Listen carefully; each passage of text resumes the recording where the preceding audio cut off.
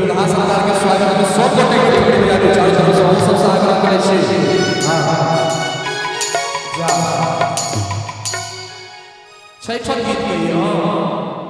नहीं निकल गया सबके एबे थोड़ी मिला के सब हां जोर से जाबे नहीं बजे में गीत आगे पढ़ तो सब गोटे थोड़ी जा है के बुधनी में एगो बीती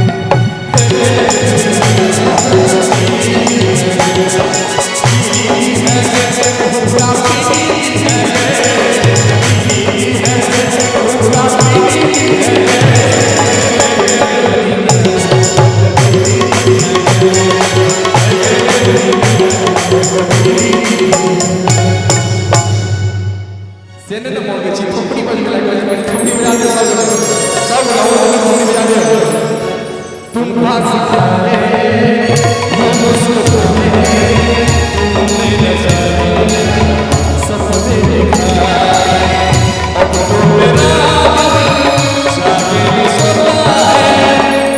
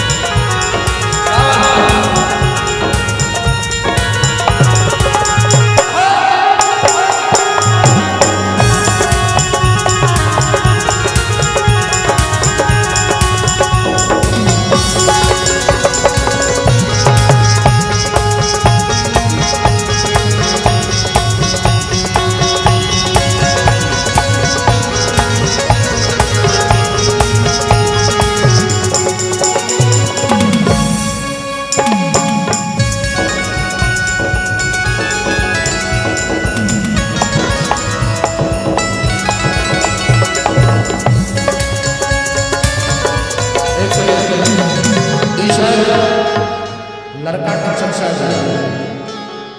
टुन्ना और फुलोना जी उनका तरफ से शानदार पास लगा के उसका उनका जोरदार